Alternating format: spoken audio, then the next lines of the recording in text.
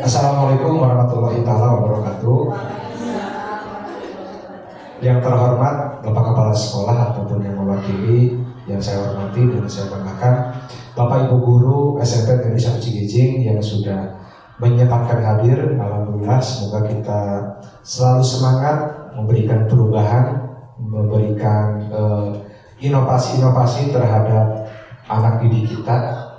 Dan yang saya hormati para kaum guru-guru muda yang sangat bersemangat, terima kasih atas kehadirannya. Pada kesempatan kali ini saya sebagai moderator, perkenalkan nama saya Rizal Fasya, kemudian Pancet calon CGMP Angkatan 10 Kabupaten Majalengka akan memaparkan tugas akhir tentang aksi nyata diseminasi tentang budaya positif. Ya, untuk memaparkan waktu kita langsung saja pemaparan materi diseminasi budaya positif akan dijelaskan oleh narasumber Pancet. Waktu dan tempat dipersilahkan. Bismillahirrahmanirrahim. Assalamualaikum warahmatullahi wabarakatuh. Bapak Ibu semuanya, terima kasih sebelumnya saya ucapkan karena telah mengganggu waktu. Dan mungkin di minggu terakhir ini tugas-tugas atau KPM di kelas sudah terselesaikan karena minggu depan atau Senin depan kita masuk ke penilaian akhir semester. Baiklah, pada kesempatan pagi hari ini saya akan melanjutkan yang tadi Pak Rija telah bahas, yaitu tentang budaya positif, materi yang sama mungkin ya. Dan di sini juga saya sedikit bingung karena Pak Rija sudah memaparkan dengan begitu jelas dan gamblang, dan mungkin ini sudut pandang saya tentang budaya positif. Secara teori mungkin tadi Pak Rija sudah menjelaskan, dan saya pada sesi ini di modul yang sama kita berbagi atau sharing, dan mungkin akan lebih banyak durasinya untuk tanya jawab. Kalau tadi Pak Rija tanya jawab tidak memaksa, saya akan memaksa. Oke, Bapak Ibu, budaya positif pada hal ini atau yang sudah dilaksanakan di sekolah kita, mungkin saya lebih banyak bercerita atau berbagi pengalaman yang saya pernah lakukan atau mungkin yang Bapak Ibu lakukan sebelumnya tentang budaya positif di sekolah. Karena memang tadi kata Pak Rija benar bahwa saya atau Pak Rija di CGP ini misalnya sudah ibaratnya kita ke Cirebon, saya sudah sampai Kuningan gitu. Bapak Ibu misalnya mohon maaf masih di Sindang Panji, tapi tujuan sama, kita ke Cirebon gitu.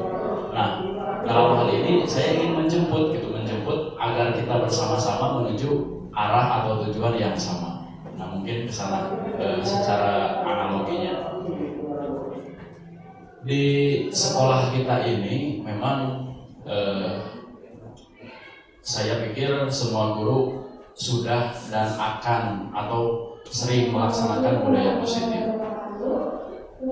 Karena sejatinya mengajar atau kita sebagai guru itu tugasnya mengajar itu di kelas. Tapi sejatinya seorang guru itu adalah belajar. Karena tanpa belajar kita akan menjadi hampa atau menjadi ruang kosong.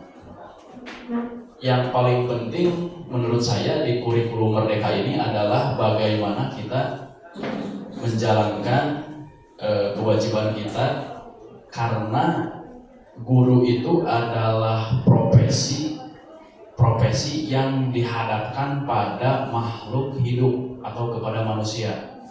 Jadi sasaran kita adalah manusia, bukan hewan, bukan tumbuhan, bukan benda mati.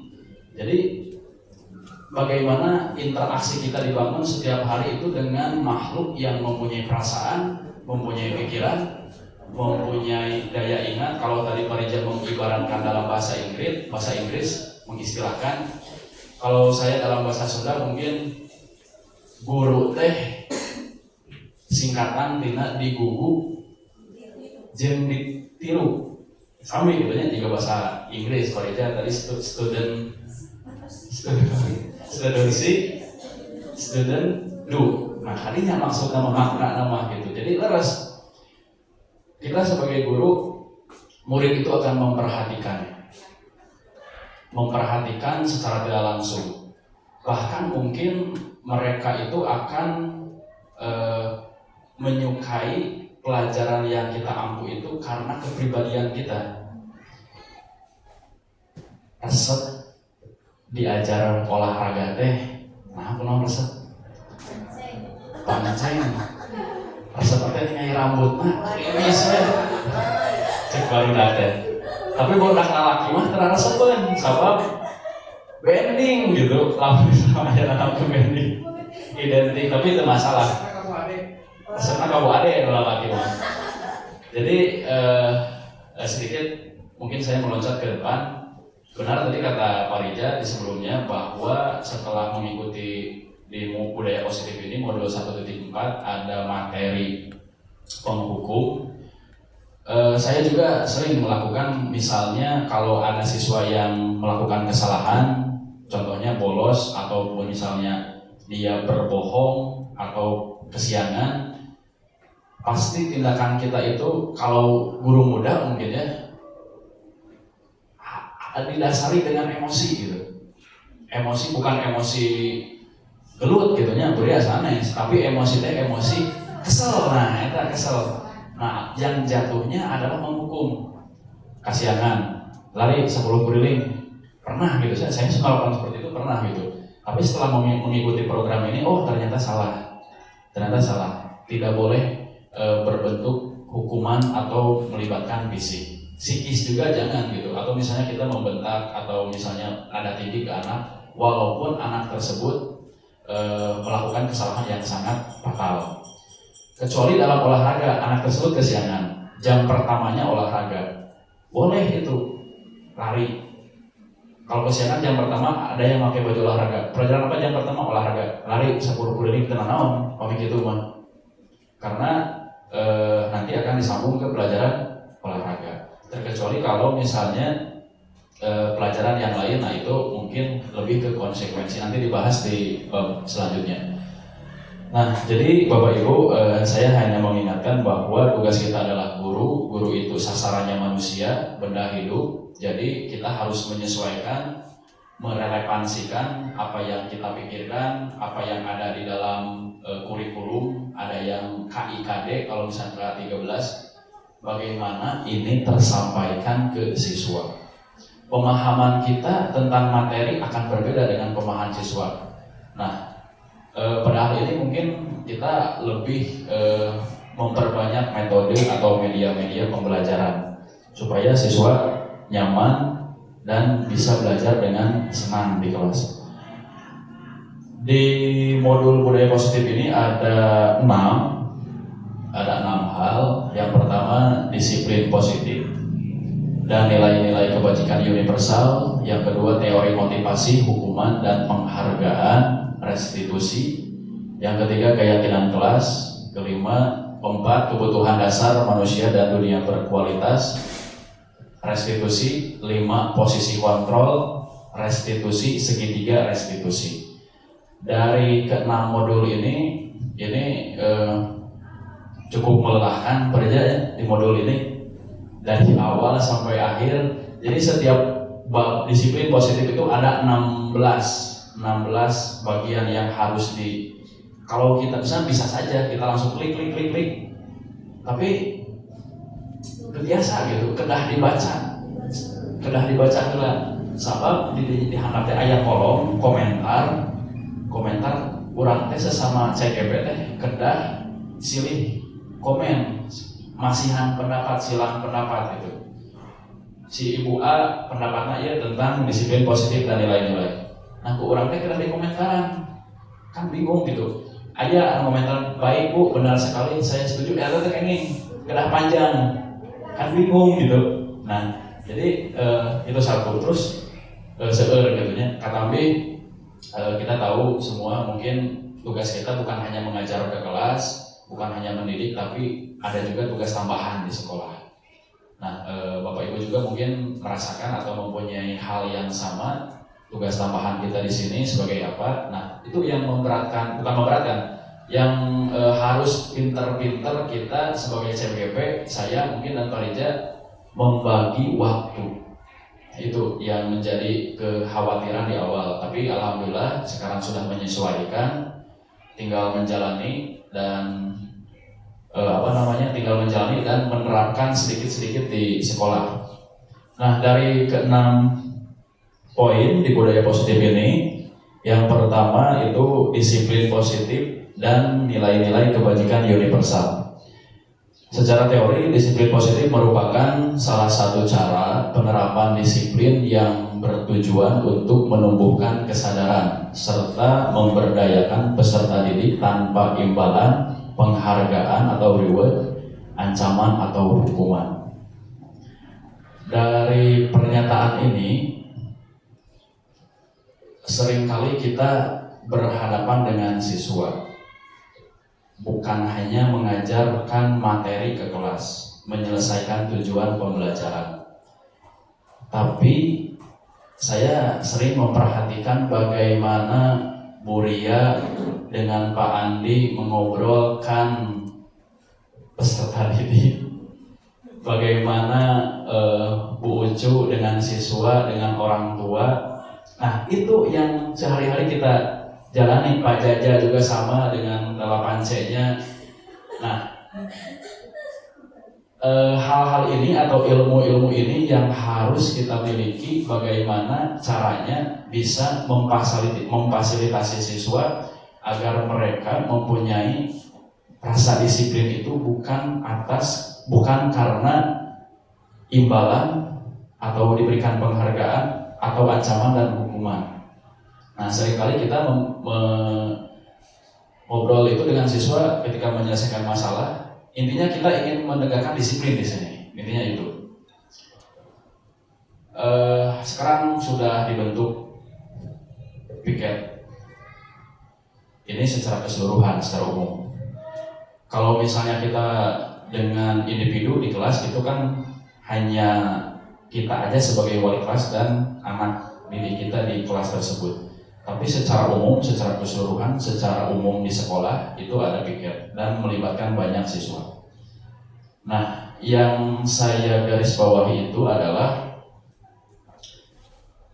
secara tujuan, secara prinsip itu benar bahwa kita harus menegakkan disiplin. Nah, salah satu caranya ada piket atau guru piket. Masalah optimal, tidak optimal, masalah sadar, tidak sadar, yang belum terlihat itu, kalau menurut saya siswa belum menyadari secara penuh atau belum timbul motivasi intrinsik tentang tata tertib atau disiplin di sekolah. Nah, jadi siga, mohon maaf jika monyet ngagugulung kelapa gitu. Orang negakeun ka siswa, tapi siswa teu ngarti gitu, anu rek ditegakkeun anak. Terus kira-kira Bu Ria, bagaimana pendapatnya tentang budaya positif di sekolah kita? Apakah sudah optimal, sudah berjalan dengan baik, tinggal mempertahankan atau perlu koreksi, dan kira-kira apa yang harus dikoreksi? Contoh kecil. Contoh kecil di sekolah kita ya, seperti yang sering terlihat, masih banyak murid, khususnya murid laki-laki, yang memakai seragam PSAS dikeluarkan. Sudah diingatkan berkali-kali, tapi masih dilakukan. Bagaimana cara, apa yang harus diterapkan dalam disiplin positif kumargi muridna terus disadarkan, tapi itu sadar-sadar tah eta kedah kumaha.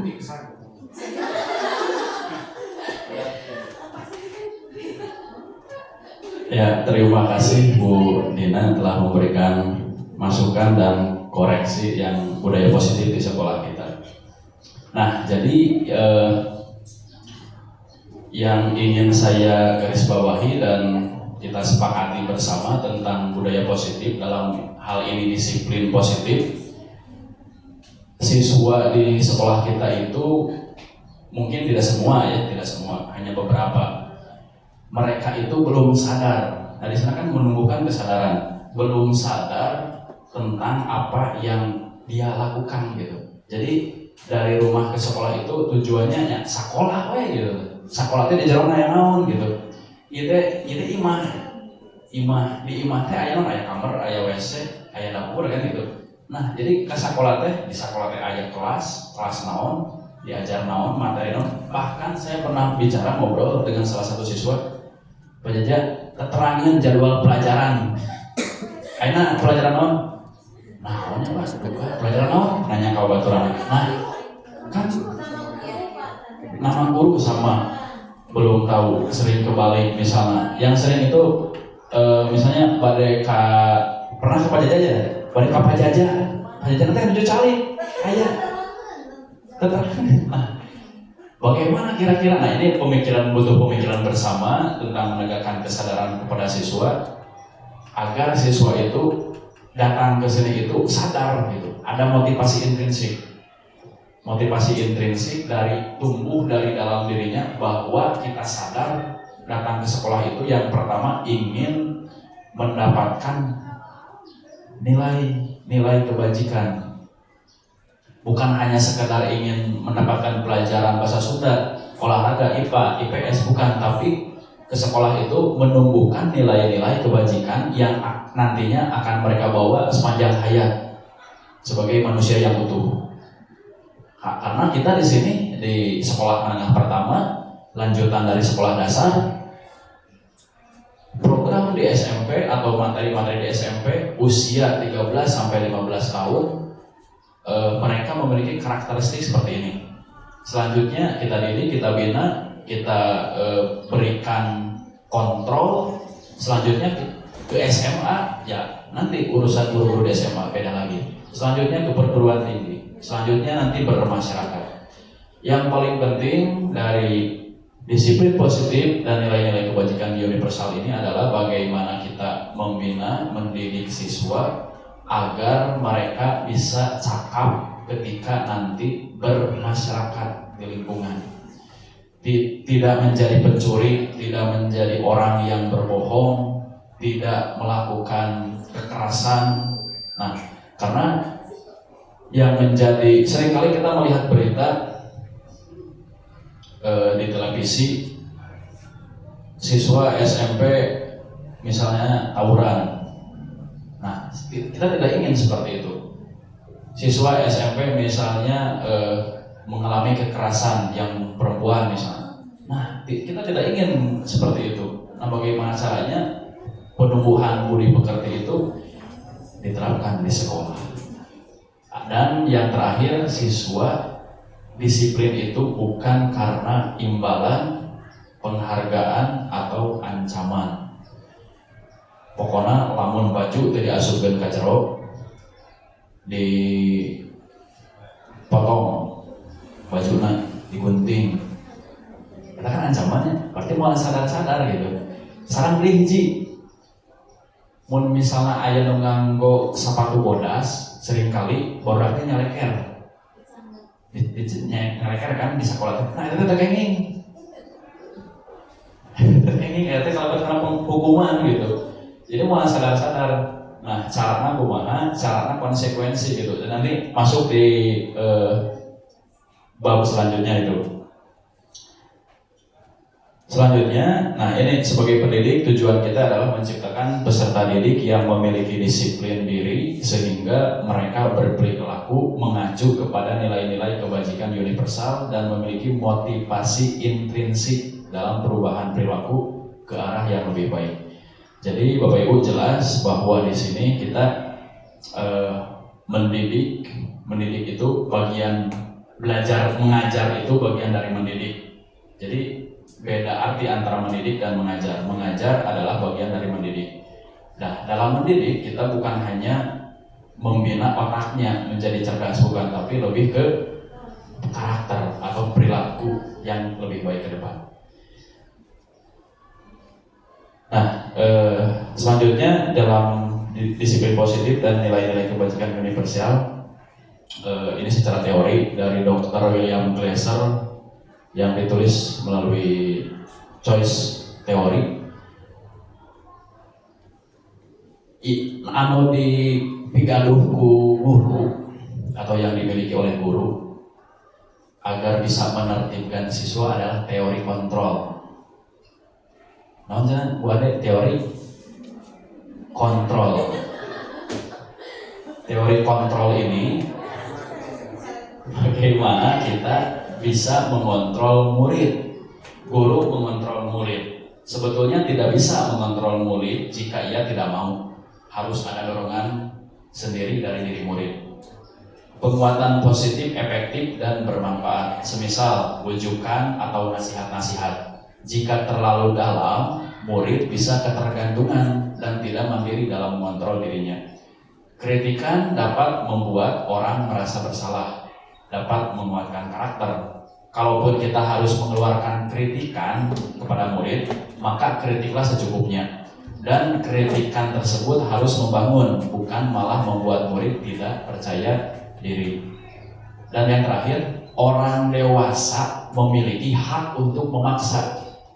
Nah iya, kerabi mah ilmu anyar gitu. Oh jadi orang dewasa teh memiliki hak untuk memaksa. Menentukan pilihan adalah hak masing-masing manusia. Kunaon si Faisal aya di dieu. Nah, iya teh sanes dipaksa. Iya teh teori kontrol. Misal, Faisal datang ka dieu terpaksa teh. Henteu. Sal ka sakola jam 7:30. Siapa? Enak ka Faisal, mohon. Nah, kunaon kira-kira Faisal kabeh nurut gitu. Sanes sepeda Faisal misalnya teh sieun ku pancepan teu. Tapi Faisal misalnya kak guru sanes ke sami gitu nya, ada Faisal mah siswa anu bager gitu nya. Kan maksudnya guru di sini sebenarnya mah non namanya teh guru di sini memiliki teori kontrol.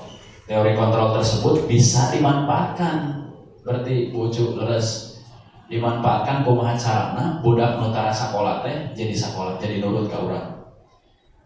Pabian 7C Uyanti eta tos kaleke sekeng gitu kumaha carana ka abdi di peda futsal gitu nya.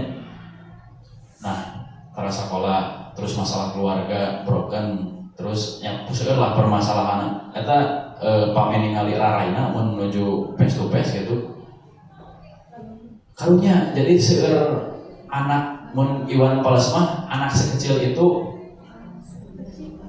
berkelahi dengan waktu gitu. Jadi di bumi nate di bapana ngemutkeun teu kira-kira urang kumaha tuan mah jajana di mana ada bapak teh supir eta pamit tempat mah jadi subuh teh tos angkat gitu. Katambi tara sakola teh tara aya ngamugahkeun. Nah eta mamahna benten bumi mamahna leuwih fokus ka rakana anu nuju sakit eta. Nah sami tadi Pak Rija ngaplikasikeun ka siswa anu telebet pelajaran di pelajaran matematika berhasil ya. Nah abdi kapabian dina ieu disiplin positif ngalakukeun teori kontrol. Sareng lamun misalnya teori kontrol lepas ku teori kontrol urang teu tiasa ngontrol siswa tos ngalakukeun penguatan positif, tos memberikan bujukan, nasihat-nasihat, kritikan, misalnya tos lebat sadaya angger budak teh keukeuh teu ka sakola. Aya hiji deui ilusi, teori ilusi. Jadi siga dipayun abdi jeung Bu Ii dia masuk sama sanes guru tapi secara kepribadian dan pengetahuan karena sudah lama Bu ya di sini di SMP sering berinteraksi dengan siswa juga memiliki pedagogik gitu, ilmu keguruan, namun tidak mengajar saja karena di perpustakaan. Kabumina salwa ya Bu ya. Kasindang Panji Salwa. Abi wali kelasna memang aya kejadian eta si salwa teh yang dinama kamusibahan lah musalwa. Ieu abi ngemutna gitu nya keur abi salaku wali kelas berat gitu ya. Kudu ngalakukeun naon gitu. Nah, kudu di mana mimiti nyaritana ieu tah. Jeung kumaha tindakan kudu dilakukeun. Hal yang pertama dilakukan adalah ke wakasek kesiswaan Pak Ceceng ngobrol karena ranah kesiswaan. Ngobrol sareng Pak Ceceng kumaha carana. Nah, Pak Ceceng oge ruas. Abi teu sanggup Pak mun misalnya nyalira ka ditu soalna ieu hubunganna jeung perempuan gitu. Dengartos masalah kalieu. Kira-kira rekomendasi Pak Ceceng ibu-ibu anu nyarangan Abi saha ka ditu? Ningalian Pak Ceceng di ruang gurunya, di ruang guru teh aya tiluan ibu-ibu. Anu tiluan ieu teh ku Pak Ceceng teu dipilih. Ulah bae dia jeung bugi ieu wae dipropos mun siap suka propos. Nah, di Bumina Salwa ya, kita melakukan ini teori kontrol, misalnya bujukan-bujukan, nasihat, kritikan karena dia berbuat salah, kita mengkritik sebagai guru wajar dan kritiknya itu membangun. Dan pada akhirnya ilusi lah yang membuat Salwa bisa positif, bisa kuat secara karakter. Dia tidak melakukan hal yang tidak diinginkan ke depan, dan kita memberikan motivasi kepadanya. Dan intinya kita sebagai guru harus taat pada aturan sekolah juga, dan itu yang menentukan adalah kepala sekolah ke depan. Nah itu mungkin. Jadi ini berbagi pengalaman saja. Jadi intinya kalau kita menemukan siswa yang tidak disiplin, susah untuk didisiplinkan, mungkin bisa menggunakan teori kontrol atau ilusi. Nah hal ini mungkin kalau di sini kurang kurang jelas, bisa nanti searching di mana Pak Ceceng? Searching di Google. Nah itu gampil lah itu. Jadi intinya orang dewasa berhak untuk memaksa. Orang dewasa memiliki hak untuk memaksa, dan itu menentukan pilihan agar mereka siswa bisa menjadi ke arah yang lebih baik. Selanjutnya di poin yang kedua, teori motivasi, hukuman, dan penghargaan, restitusi. Kita lanjutkan Bapak Ibu ke ke materi yang kedua, motivasi perilaku manusia. Sebenarnya siswa itu ketika mereka melanggar aturan tata tertib, nah orang oge pernah jadi siswa pengintinya pernah ngalanggar oge, kuliah oge kan sampai pernah melanggar pada tujuh siswanya pernah. Nah perasaan yang kita dapatkan, yang perasaan yang kita rasakan dan siswa yang kita rasakan ketika mereka melakukan kesalahan pasti akan mengalami ketidaknyamanan atau dihukum. Pasti terus ngerasa kalinya gitu, pasti orang dihukum ya. Malahan mah anu kasianan dinten Salasa abi piket tos Pak meh enggal abi bade push up we. Bade push up pilih nyalira eta mah langsung.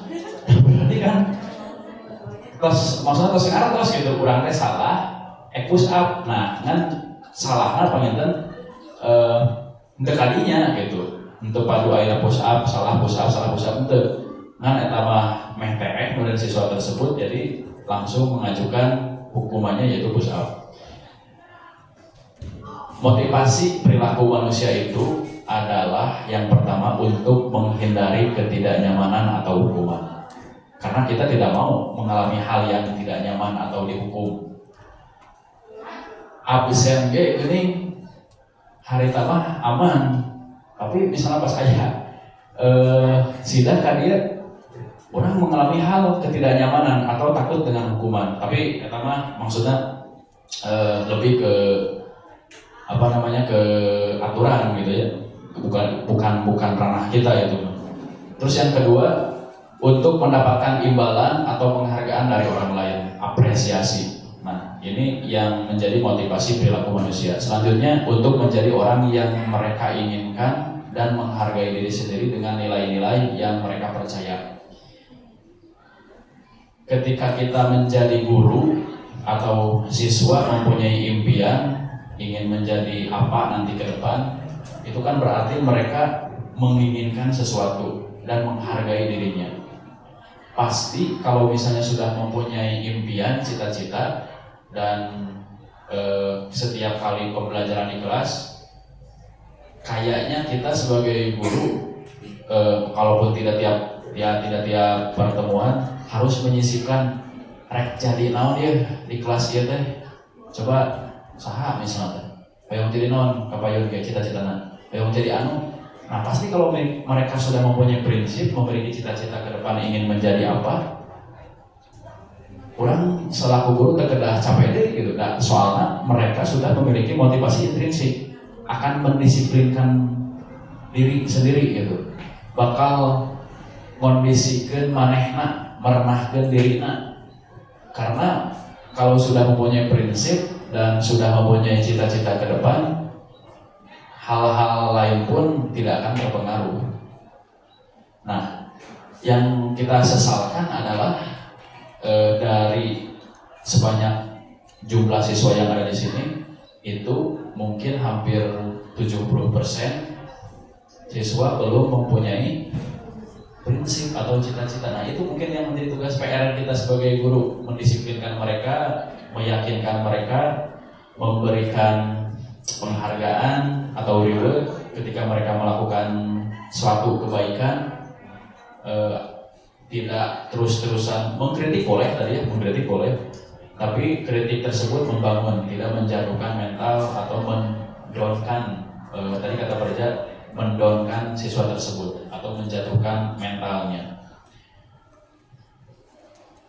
Selanjutnya, hukuman. Hukuman adalah bentuk konsekuensi atas perilaku siswa yang tidak sesuai dengan aturan atau norma yang berlaku. Hukuman dapat membentuk perilaku siswa agar lebih baik dan mengurangi perilaku negatif. Secara teori sih gitu. Tapi hukuman tersebut mungkin ada tingkatan tahapan: hukuman, penghargaan, dan restitusi. Ketika siswa sudah menyadari tentang kesalahan yang mereka perbuat tadi, mereka akan tahu bahwa mereka akan dihukum. Nah, hukumannya juga milih. Terus Pak, push up mentere. Nah, tapi kan yang kita inginkan adalah memupuk mereka agar mereka sadar gitu bahwa banyak tiap kali push up di bumi teh apa kasihanan paling push up di sekolah. Pasti gitu kan. Nah, kumaha carana di bumi teh menghargai waktu, menghargai diri sendiri dan orang lain. Meh teu kasihanan deui. Yang kedua, penghargaan. Penghargaan adalah bentuk pengakuan atas pencapaian siswa dalam belajar. Memberikan penghargaan kepada siswa dapat meningkatkan motivasi belajar dan memberikan rasa percaya diri pada siswa. Sementara dari penghargaan ini seringkali kita kira-kira penghargaan penting tuh? Penting. Alasan penting. Penghargaan penting bagi siswa yang berprestasi mungkin ya, tidak penting istilahnya sebuah prestasi itu kan harus dikasih A+ lah sama guru, tapi efek sampingnya mungkin bagi anak seperti yang dari Pak Riza ya, siswa lebih ke hadiahnya seperti itu. Tapi harus dikasih A+ juga sama seorang guru karena siswa tersebut sudah berprestasi. Ada plus minusnya lah. Siap, terima kasih Pak Ceng, Pak Iqbal. Ya, benar sekali. Jadi ketika kita memberikan penghargaan, di samping itu mungkin kita tidak memikirkan siswa yang tidak mendapatkan penghargaan. Saha nu bari pesan piala tetap pro kontra ya, pro kontra. Gimana dia teman-teman di video udah ada maksudnya dia makan bawa tugas. Kira-kira untuk siswa di kelas ketika mendapatkan penghargaan dalam bentuk piala, setuju atau tidak setuju?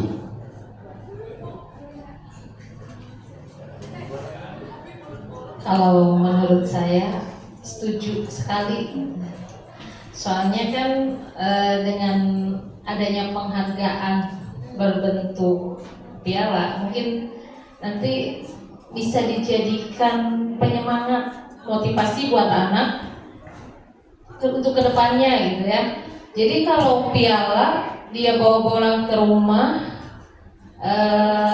ketika dia dewasa mungkin piala tersebut masih ada dan bisa dijadikan motivasi buat anak-anaknya ke depan gitu. Jadi kalau penghargaan dalam bentuk kayak makanan kayak gitu, kalau saya sih kurang setuju, habis dalam waktu itu gitu. Tapi kalau dalam bentuk piala terus sertifikat kayak gitu, lebih setuju ke situ sih. Ya mungkin itu. Ya, terima kasih Bu Rina. Ayo tuh anu teu satuju. Satuju saya berarti penghargaan memberikan ketika siswa mendapatkan pencapaian apa yang diraihnya, memberikan penghargaan kepada siswa tersebut.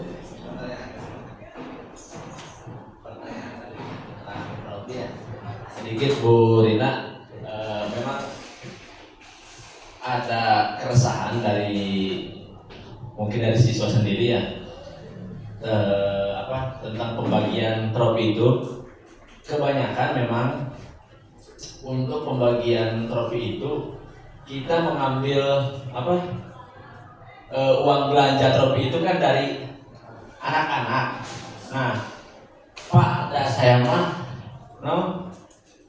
asa merasa keberatan gitu kalau misalkan dia beli trofi dari uang kas. Kenapa gitu? Karena yang lain itu juga gak menikmati. Mungkin yang dari masukan dari guru-gurunya ini kan dari kalian, untuk kalian gitu. Tapi sok aja kita nyontok Pak, kalau uang kas itu harus digunakan ya bareng-bareng. Itu emang itu uang bersama gitu. Uang bersama gitu. Jadi anak-anak tuh pengennya ya ini uang bersama, tapi dipakai juga untuk bersama gitu. Ini mah ya mungkin masukan yang gitu ya. Terima kasih Pak Ceng. Terima kasih Pak Ceng. Intinya kita sepakat bahwa ketika siswa mencapai titik paling tinggi atau memberikan prestasi, dikasih penghargaan. Nah, penghargaan tersebut adalah pengakuan atas pencapaiannya dalam belajar. Dan kita memberikan penghargaan itu untuk meningkatkan motivasi belajar. Nah, itu sepakat kan seperti itu. Cuma dalam hal ini kan dari awal saya membuat sebuah narasi bahwa kita mengangkat kasus itu apa yang terjadi di sekolah kita. Itu mungkin ya. Plus minusnya, nah kita kaji bersama gitu di sini untuk masalah trofi atau piala ketika diberikan ke siswa yang berprestasi secara akademik di kelas dan biayanya itu dari mana, kembali lagi ke siswa. Nah mungkin itu menjadi polemik gitu ketika memakai uang kas. Tapi yang menjadi topik di sini adalah ketika kita memberikan penghargaan kepada siswa untuk meningkatkan motivasi belajar dan memberikan rasa percaya diri, kalau tadi ditambahkan oleh Bu Rina untuk menjadi kenang-kenangan kemudian ke depan sebagai pengingat bahwa dia waktu masih sekolah itu berprestasi dan menjadikan contoh teladan bagi anak-anaknya kelak. Nah, itu bagus sekali gitu. Nah, sementara di sisi negatifnya merusak hubungan, mematikan kreativitas dan menimbulkan rasa iri. Nah, ini mungkin masuknya ke ranah ini ketika penggunaan kas dijadikan menjadi piala akan merusak hubungan dan menimbulkan rasa iri. Terus ya? Nah, solusinya di mana tuh anak-anak kayak kanggo piala teh? Di wali kelas. Di wali kelas. Pribadi. Nah, berarti gitu kan. Nah, kembali lagi ke penghargaan. Bereja ya, penghargaan itu bukan hanya tentang trofi ya, tapi bisa pujian, bisa sertifikat. Itu kan kalau sertifikat kan tidak berbentuk biaya ya, tinggal ngeprint. Tapi kalau piala itu mungkin levelnya lebih tinggi. Kelas yang menimbulkan rasa iri itu bukan kelas lain kalau menurut saya. Misalnya kelas 9E, waktu itu dipasihan trofi ranking hiji 2 tilu, trofi jangkung piala saja 50 cm misalnya. Tina artos pribadi wali kelas. Kelas 8F moal iri. Kelas 8E aya meureun anu iri. Hiji 2 mah diberi piala manajer rangkung. Nah, tapi kemudian itu akan menjadikan motivasi bagi yang lain. Tapi ketika tadi dana yang digunakan dari kebersamaan atau kas, nah itu yang akan menjadikan merusak hubungan dan menimbulkan rasa iri di antara teman-teman di kelas. Tapi kalau misalnya dari wali kelas mungkin walaupun tidak seragam, itu kembali lagi ke kelasnya masing-masing atau ke sudut pandang wali kelas masing-masing. Tapi ketika disamaratakan dan kita sebagai wali kelas mengikuti arus, kelas SG masih anu piala ya, banyak kelas orang moal. Nah, orang ke kelas, kalau menurut abdi ya, orang ke kelas, iya teh, kelas SG aya pialaan, ternyata jujur gitu ya. Tapi ibu atau bapak alim ngagunakeun artos kas kanggo piala, da ieu manus babarengan. Ibu teh hoyong masihan piala apresiasi ka ranking hiji 2 tilu. Misalnya ya secara umum di kelas ngobrol. Tapi mun ngagunakeun artos ibu kanggo ayeuna mah hapunten teu acan aya. Ibu mah mung saukur masihan pujian, ieu rerencangan tilu besar nu sanesna oge sok kumaha carana tiasa bersaing secara sehat di kelas. Paling ibu mah mung tiasa masihan ala kadarnya naon. Nah, kira-kira kelas anu ku urang teu dipasihan piala protes mah. Kalau kita kondisikan seperti itu ya, nah, mungkin itu. Jadi intinya kembali lagi ke penghargaan apa bentuk, itu kan bentuknya. Yang kita sepakati adalah penghargaan itu positif untuk meningkatkan motivasi belajar dan memberikan rasa percaya diri. Tapi sisi negatifnya adalah merusak hubungan, mematikan kreativitas, dan menimbulkan rasa iri ketika penghargaan itu terus-terusan diberikan. Jadi siswa akan ketergantungan atau siswa yang lain motivasi ingin menjadi juara itu karena ada penghargaan tersebut, bukan muncul dari dalam diri ingin mempunyai nilai. Selanjutnya yang terakhir di bab ini restitusi. Restitusi adalah proses menciptakan kondisi bagi murid untuk memperbaiki kesalahan mereka sehingga mereka bisa kembali ke kelompok mereka dengan karakter yang lebih kuat. Nah, tadi ini sudah dibahas oleh Pak Rija bahwa ketika ada siswa yang melakukan kesalahan di kelompoknya terus direstitusi oleh guru, nanti ada tindakan restitusi, ada 3, dan siswa tersebut secara karakter akan lebih kuat kembali ke kelompoknya. Jadi intinya dicas ulang siswa tersebut supaya mempunyai karakter yang lebih kuat dan tidak melakukan kesalahan yang sama. Selanjutnya di bab yang ketiga yaitu keyakinan kelas. keyakinan kelas merupakan sesuatu yang dapat diterapkan di lingkungan kelas tersebut. Pembuatan keyakinan melibatkan semua warga kelas melalui kegiatan curah pendapat. Keyakinan kelas ditinjau kembali dari waktu ke waktu. Nah, ini mungkin akan menjadi penyegaran nanti di awal semester di tahun ajaran baru ketika kita ditugaskan kembali menjadi wali kelas. Nah, yang pertama kali dilakukan oleh wali kelas adalah membuat keyakinan kelas. Keyakinan kelas dibuat oleh semua warga kelas. Siswa A, siswa B bebas menyampaikan pendapatnya tentang keyakinan kelasnya. Misalnya keyakinan kelas nomor 1, naon? Anu terlambat ke kelas 15 menit konsekuensinya naon? Kata babarengan meh sadaya warga kelas teh bisa menghargai hal tersebut. Nah, keyakinan kelas ieu pamitos kasusun sadaya ditempelkeun di dinding di kelas jika tadi di salapance pareja.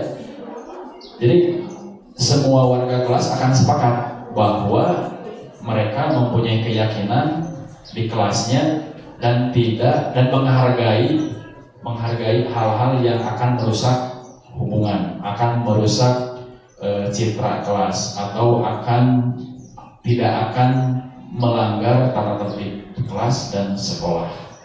Nah, jadi ini penting membuat keyakinan kelas agar kelas makin kondusif dan keyakinan ini ditinjau bukan berlaku untuk 1 tahun ke depan, tapi ditinjau dari waktu ke waktu.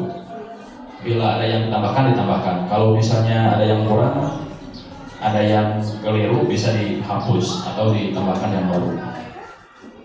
Selanjutnya materi yang ke-5, kebutuhan dasar manusia dan dunia berkualitas. Ketika kita mendapatkan siswa yang bermasalah dan kita melakukan restitusi atau kita melakukan sebuah percakapan dengan siswa tersebut, yang harus diperhatikan adalah 5 hal ini. Yang pertama, siswa tersebut kira-kira sudah terpenuhi kebutuhan dasarnya atau belum.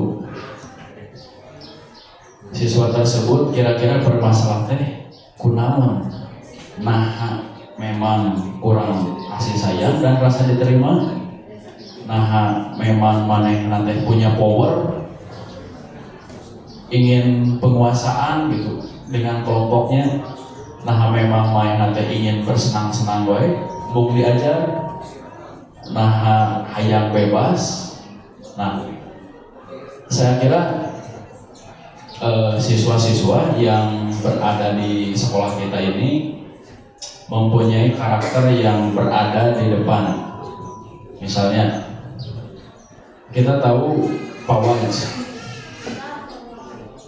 kira-kira Pak Waj tina 5 hal ieu Buria lebetna kadomana, kebutuhan dasar nu mana nu can terpenuhi ku Pak Waj? Mungkin kebebasan pausi. Ada yang lain penambahan kira-kira Pak Waj 8E yang belum terpenuhi dari kebutuhannya sebagai manusia selain kebebasan? Burina sebagai mantan wali kelas. Kayaknya yang kasih sayang dan rasa diterima ya. Soalnya kan pengalaman kelas 7 kemarin ketika udah berapa kali berkunjung ke rumahnya itu ibunya kan orang tua tunggal ya. Nah, ibunya kerja dari pagi sampai sore jualan. Kadang bahwa sini nggak ada yang bangunin kalau ibunya ke pasar pagi-pagi. Nah, jadi seringkali kesiangan Terus di sini juga dia apa ya? Kayak mencari kesenangan sendiri, kasih sayang, perhatian dari orang lain gitu. Ya, kita ambil contoh kasus tadi Pak Waj. Nah, Pak Waj tersebut adalah siswa yang direstitusi di kelas 7. Kebutuhan dasarnya yang belum terpenuhi tadi kata Bu Ria adalah kebebasan. Kebebasan di sini mungkin dari SD-nya Pak Waj tersebut memiliki karakter atau ingin bebas, nggak mau dikekang, terkekang. Jadi seolah-olah di kelas itu terkekang. Dan kita kalau misalnya nurut atau ngaluyukeun karena karakter Pak Waj, ngabebaskeun. Nah, ngabebaskeun di dieu teh sok kumaha Pak Waj we. Lamun kitu salah oge kan. Nah, berarti kan mun kitu kahiji moal sakola. Anu kaduana meureun Wihdi tadi saurina kalah merasa mainan diterima gitu. Nah, siswa-siswa anu kieu teh misalkan no siga Pak Waj tadi, kira-kira kebutuhan dasarnya yang paling menonjol atau yang dia miliki itu apa? Kalau menurut saya Pak Waj itu mempunyai penguasaan. Nah, ketika diperhatikan dan restitusi, Pak Waj teh hayangna kumaha? Hayang kan dibebaskeun. Sok we hayang kan ketinggalan ka ditu kakalayangan ka ditu ka dieu kan. Nah, nu penting sakola eta we heula. Hiji aturan berlaku sakola teu absen, teu alpa. Kasih sayang dan rasa diterima. Kita sebagai guru, sebagai wali kelas terus memberikan perhatian lebih karena di rumahnya itu tadi kurang rasa kasih sayang. Kita sebagai orang tua kedua di sekolah memberikan kasih sayang dan penerimaan di sini. Sok tadi ke sekolah di dia aman di dia mah. Yang penting dia terfasilitasi dan mempunyai power atau penguasaan di sini. Ya udah, keterampilan yang dimilikinya apa? Futsalnya terus didukung. Kahayang apa? Turnamen di dia. Ayo 6 turnamen. Nepikeun ka posisi si Pak Waj, Pak Abi hayang nyobian posisinya di plank, sok main di plank, hayang di pivot Pak, pivot, pokoknya mah kabeh posisi di futsal baik banget. Pak Waj mah penguasaan gitu. Nah, akhirnya terbukti dengan kita memberikan keleluasaan ke Pak Waj dan memberikan perhatian, terbukti dia berprestasi menjadi top scorer kemarin, pencetak gol terbanyak di turnamen terakhir kemarin. Nah, dan sekarang dia ya sekolah ada perubahan ke arah yang lebih baik. Ya, sepakat ya? Ada perubahan ke arah yang lebih baik dari siswa yang bernama Pak Waj. Terakhir di bab total kira-kira kebutuhan dasar yang belum terpenuhi. Bertahan hidup, Pak. Orang bertahan hidup itu membutuhkan makan. Orang tidak makan karena mati. Orang korupsi karena perut. Orang korupsi itu karena perut. Total. Dia itu, saya nanya orang tuanya, Ibu mengapa total nggak sekolah? Saya nggak punya bekal Pak untuk sekolahnya. Kayak gitu. Orang wajarnya. Jadi dia itu ke sekolah itu kalau punya bekal, kalau nggak punya bekal nggak sekolah sih totalnya. Jadi saya bingung jawabnya begitu. Nah, ya kasus anyar ya. Tadi kalau kita mencontohkan Pak Waj ini dari negatif ke positif ke arah yang lebih baik. Nah, Totama ada di posisi tengah-tengah, ya antara turun atau naik gitu. Nah, kita sebagai guru dan wali kelas mungkin di sini ingin menyelamatkan Totan sebagai siswa agar dia tetap eksis di sini atau tetap sekolah. Dan tadi kata Pak Jaja sebagai wali kelas, kebutuhan dasar dari Totan sebagai manusia yang belum terpenuhi adalah kebutuhan bertahan hidup. Di sana ada makanan gitu kan, atau sandang pangan, materi, biaya. Nah, kira-kira ada yang mau menambahkan tadi Pak Ceng?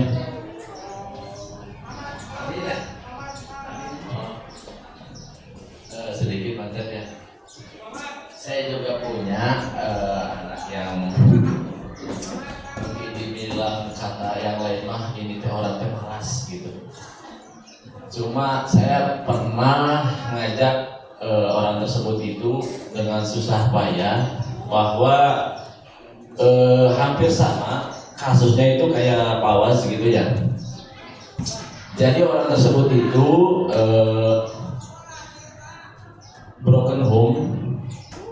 Yang keduanya orang tuanya juga untuk sekolah itu tidak terlalu memperhatikan, ya, termasuk kayak tadi gitu. Jadi kalau misalkan mau berangkat sekolah juga sempat saya dengar dari orang tuanya tong sekolah mana.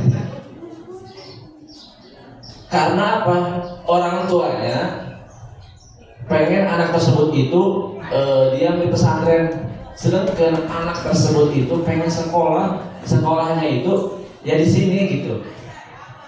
Makanya saya dikaji dulu permasalahannya seperti apa. Terus ya termasuk ini ya, saya juga aneh. Si anak itu dikategorikan kata yang lain tara sekolah, tapi tara sekolah nanti hanya di pelajaran-pelajaran tertentu gitu. Saya sudah bertanya ke beberapa guru, ayo wae masuk, gitu. Nah ini kan jadi pertanyaan, kenapa orang tersebut itu nggak masuk di pelajaran yang lain gitu? Ya, jadi saya juga aneh gitu ya. Padahal anak tersebut itu aktif di organisasinya, sampai saya yang paling nyentuh gitu terhadap pengorbanan si orang tersebut itu pernah satu kali pas pertandingan di Majalengka, Anjena sampaikan perutnya sakit gitu, sampaikan dibawa ke puskesmas. Ini mah harus diistirahatin, ulah loba gerak, ulah loba lupa, komo lupatan. Tapi si orang tersebut itu sampaikan, "Geus Pak, saya main mangkat bae, teu naon beuteung mah ditahan." Sampai ke segitunya hayang hayang malah sakolana gitu. Berkorban awak soranganna rusak demi sakola. Tapi tiba-tiba saya dengar keluar teu bebas ya Pak. Dari hati saya gitu. Saya habis kamar doang saya ke rumahana, tiba-tiba yang tuh keluar teu bebas ya Pak. Kok bisa ya? Ya pertanyaan seperti itu. Ini mah omong kosong aja ya. Siap Panceng, atur nuhun. Ya, ternyata menarik Bapak Ibu dari kebutuhan dasar manusia dan dunia berkualitas. Tadi dari contoh kasus yang telah disampaikan oleh Bapak Ibu dan benar, kita bahu-membahu bekerja sama menciptakan dunia pendidikan itu yang aman, nyaman, dan menyenangkan bagi siswa. Dan hal dasar yang harus kita pikirkan ketika siswa bermasalah, ketika siswa mendapatkan permasalahan di sekolah itu mengaitkan dengan kelima hal ini. Kira-kira apa yang kurang dari kebutuhannya yang belum terpenuhi? Ketika tadi Totan kebutuhan dasar yang kurang dipenuhinya itu bertahan hidup. Di bertahan hidup ada poin A, B, C, D. Nah kira-kira apa poinnya? Terus tadi Panceng juga mengatakan ada siswa yang sama. Nah ternyata siswa-siswa yang berada di kita itu masih ada yang secara kebutuhan belum terpenuhi, dan itu menjadi tugas kita menyelaraskan agar siswa tersebut bisa terpenuhi kebutuhan dasarnya. Nah itu mungkin seperti itu. Untuk lebih lengkapnya nanti setelah sesi ini, soalnya ya mahal beda sama ngobrolkan solusinya. Nah itu Bapak Ibu untuk bab ini. Selanjutnya restitusi yang kelima ini restitusi 5 posisi kontrol. Ya kejadian anu masih terjadi di sekolah kita, siswa-siswa ieu teh laporan tiburina keur ngarokok di warung. Ya, keur ngarokok di warung. Nah, tugas kita sebagai guru atau yang sering kita lakukan itu di posisi yang mana? 5 posisi kontrol. Nah, sebagai penghukum, teman, pembuat merasa bersalah, pemantau atau manajer. Nah, seringkali saya juga pernah di posisi penghukum. Ketika siswa melakukan kesalahan, atau misalnya sering ada yang guru yang misalnya langsung maneh deui, geus lah maneh mah. Nah, aya salah gitu ya. Karena di 5 posisi kontrol ini ada sebagai iya sebagai penghukum. Oh iya sebagai teman. Kalau misalnya sebagai penghukum itu seperti bertindak satu arah tanpa ada kesepakatan dengan siswa. Jadi kumaha cek urang. Sapatuna bodas, oh mana ngarokok kali sok udud rokokna ya di dia. Alih Pak, udud di dia. Alih Pak, dipaksa bikin karena posisi siswa teh ngarokok di payun urang. Nah, itu berarti kan penghukum. Tidak memberikan efek jerah atau negatif. Kalau sebagai teman, cing atuh sing kawinnya ka ibu, ka bapak. Ulah ngarokok, lamun ngarokok deui, jempung ke dicarekan ku bapak kepala sekolah. Majarkan teu bisa ngadidik, majarkan teu bisa mematahan. Sing kawinnya ka bapak ka ibu, nah eta sebagai teman. Kalau misalnya pembuat merasa bersalah, kira-kira ngarokok teh bener deh? Ya salah Pak, naon salahna? Dilakukan di sekolah di dia. Nah, eta salahna teh. Nah, terus saya kumaha kali itu. Kalau pemantau di 5 posisi kontrol itu kita dengan ada datar aja, data-data nadanya tidak memelas jika tadi pembuat merasa atau teman di posisi teman. Kalau pemantau lebih ke menanyakan kamu di sini melakukan kesalahan atau misalnya kasihangan atau misalnya tadi ngarokok, kira-kira sesuai tuh jeung peraturan di sekolah. Sebagai pemantau, guru sebagai pemantau, kira-kira aya tata tertibna ngarokok ulah di sekolah. Cek baca, aya Pak, dilarang merokok, itu kan aya. Nah, ngarokok atau kunaon? Berarti pemantau kurang begitu. Pami manajer, kunaon ngarokok? Ya, hoyong Pak, mun siswa jujur aya di bumi diizinan ngarokok teh, diizinan di bumi mah. Tenang naon orang tua, henteu. Kira-kira konsekuensinya naon mun ngarokok di sekolah? Konsekuensinya berarti abdi kedah ieu Pak, kedah ngalakukeun misalnya namanya aya teh diurang anu mun ngarokok siswa konsekuensi. Nah, atau misalnya konsekuensi telah disepakati sebelumnya di kelas. Aya siswa nu ngarokok di kelas anu konsekuensinya ieu misalnya. Kedah ngalakukeun ieu Pak, abdi da salah. Nah, berarti Bapak juga sama pernah melakukan kesalahan. Misalnya cek si guru teh, ibu juga pernah melakukan kesalahan. Kamu sekarang berbuat kesalahan, itu wajar. Nah, tapi kamu harus melakukan konsekuensi atas kesalahan tersebut. Nah, itu sebagai manajer gitu. Jadi aya heula percakapan, aya heula dialog, nepikeun ka siswa teh merasa bahwa dirinya memang salah gitu nya. Terus melakukan konsekuensi tujuan agar tidak melakukan kesalahan tersebut. Nah, kalau penghukum tadi langsung satu arah, ngarokok mana salah, sok ngarokok jadi atau kumaha lah, atau ditah push up, ditah naon, ternyata penghukum. Ya, ayat video seharusnya contoh, lamun guru sebagai penghukum dia, siswa sebagai penghukum itu, sigana kumargi waktos gitu nya, yang paling di share di grup WA wae. Video YouTube ya di YouTube. Jadi contoh anu ku abi tadi didugikeun jelasna aya di dieu.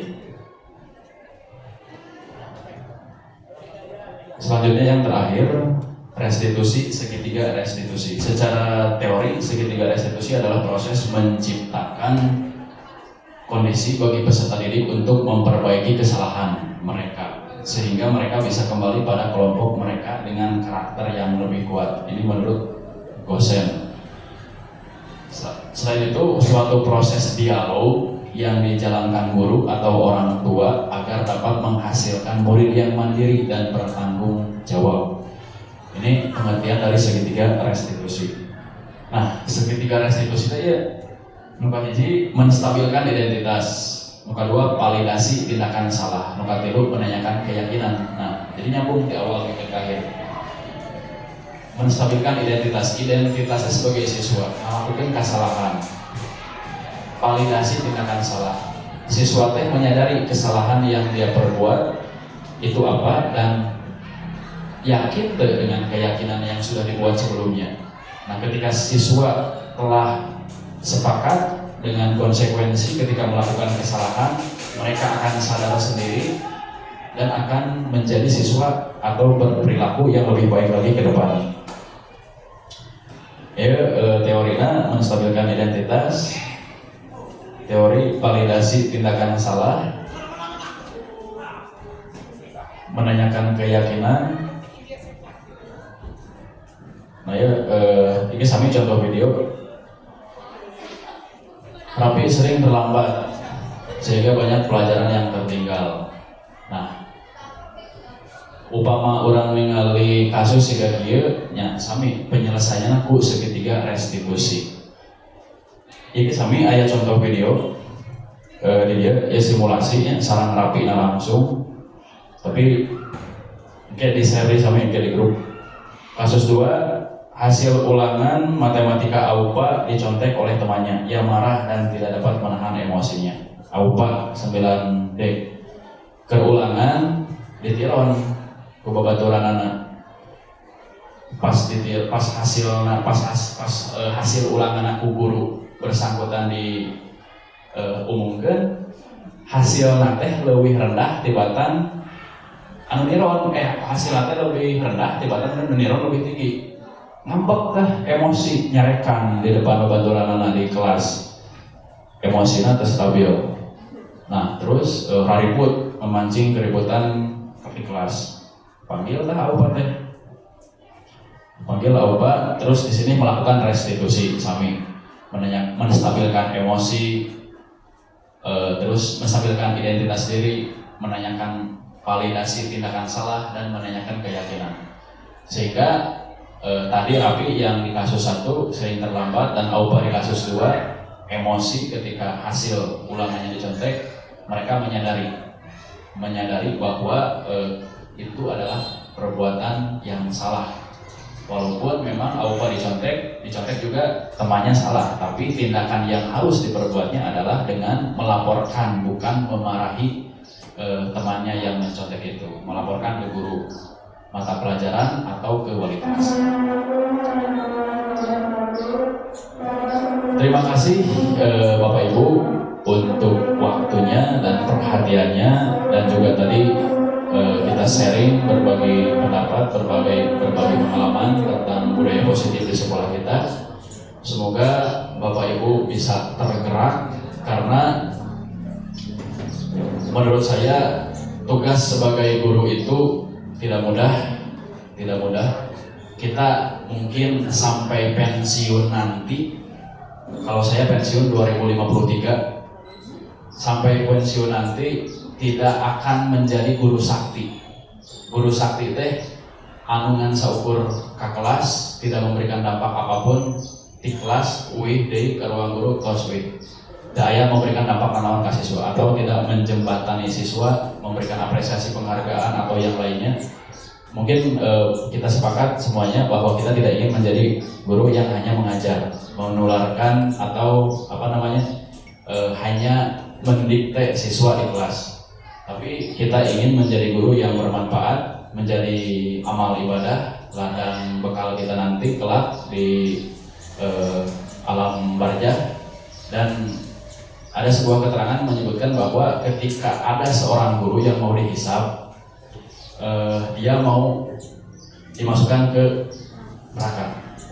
Tapi ada salah satu siswanya berkata, lah, ieu mah guru urang baheula pernah nyalamatkeun misalnya, eta dina nilai, eta dina tindakan ngarobah tina negatif kana positif. Nah, si guru eta teh terjadi sabab disalamatkeun ku muridna eta teh. Nah, saya sangat terinspirasi dari kisah itu. Itu hanya keterangan ya, hanya keterangan, bukan maksudnya kejadian ada orang jangan itu gitu ya. Nah, tapi keterangan itu sangat menginspirasi. Dan ini mungkin yang menjadikan saya, Pak Rija, mengikuti program guru penggerak ini karena menurut saya dan ingin mengajak Bapak Ibu semua untuk ikut dan mengikuti menjadi guru penggerak. Hese sebenarnya mah asal bisa ngabagi waktu gitu, eta unggul. Nah, di guru penggerak posisinya sebagai guru teh asa jauh gitu lah, asa guru teh kieu, urang teh asa dihandapkeun ya gitu sebenarnya. Jadi memang secara pelaksanaan mah mungkin saya juga masih belajar, belum sepenuhnya menjadi guru yang baik yang bisa dijadikan tauladan oleh siswa, karena di sini juga banyak guru-guru senior, ada Pak Jaja di sini, ada yang guru-guru yang lain. Nah, dari guru-guru itulah pengalaman yang sudah mun pari bahasa Sunda mah legok tapak genteng kadek gitu ya. Jadi banyak belajar dari sana. Nah, selebihnya secara teori mungkin ada di guru penggerak, di PMM juga banyak sebenarnya. Jadi mudah-mudahan apa yang saya tadi sampaikan dan Pak Rija sampaikan bisa menggerakkan Bapak Ibu semua untuk terus berpacu belajar, memberikan pengalaman baik, praktik baik kepada siswa-siswi di sekolah kita. Atur nuhun, wabillahi taufiq wal hidayah. Wassalamualaikum warahmatullahi wabarakatuh.